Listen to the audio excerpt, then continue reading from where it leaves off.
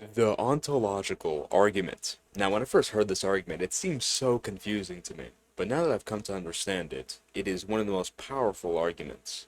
Very important to add to your toolbox, because it states that the mere possibility of God's existence means that God exists.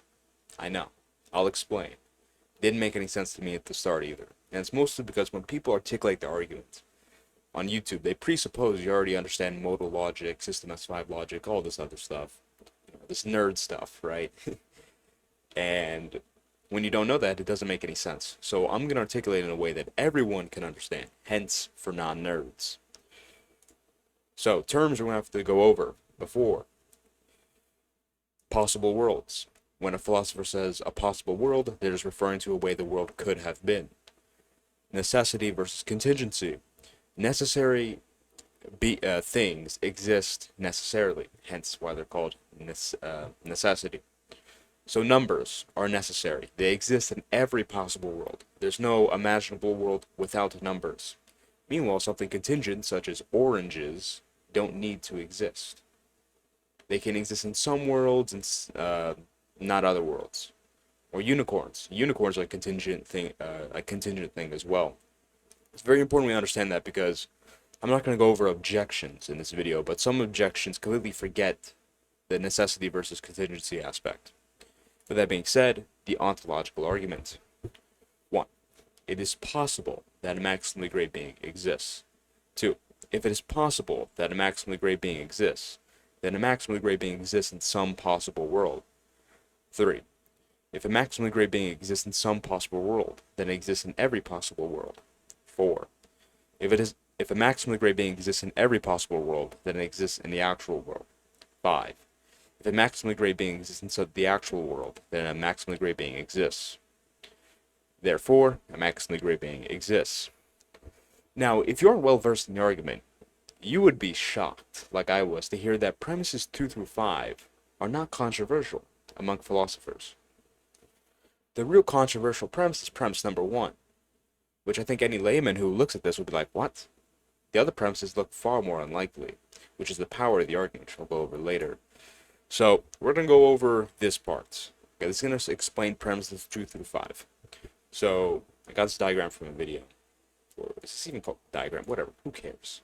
Alright, it's for non-nerds. We don't care about fine points of language. Anyways, S5 modal logic.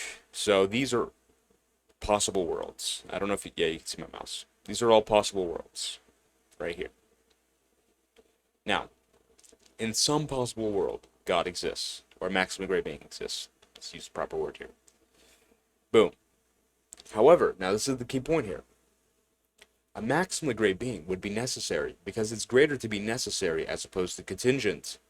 So if a necessarily, as we said earlier, necessary things exist in every possible world. So if it exists in one, then it must exist in all of them. Therefore, it exists in the actual world.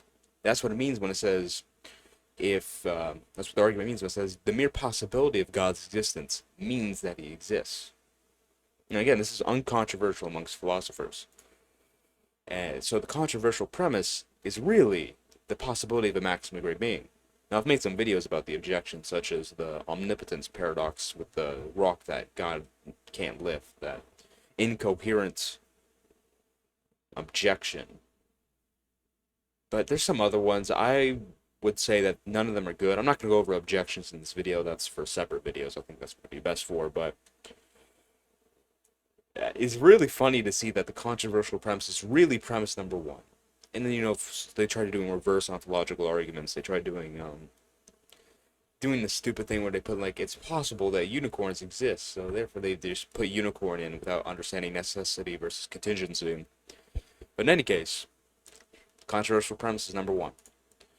The superpower of the argument is that an atheist must hold that it's impossible for God to exist in order to refute the argument. Now, how can they sustain that burden of proof? They've been trying to do this for a very long time. They've had difficulty even showing that it's unlikely that God exists, let alone impossible. Impossible for God to exist.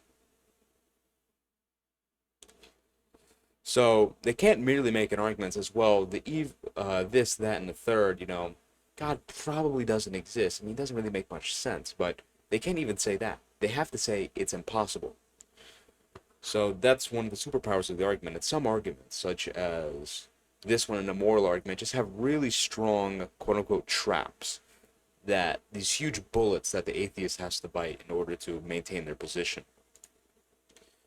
So with all that being said, the conclusion is that God, a maximally great being, exists. Again, a very interesting argument. I didn't understand it the first time. I didn't understand it the second time. I didn't understand it the third time, but now I understand.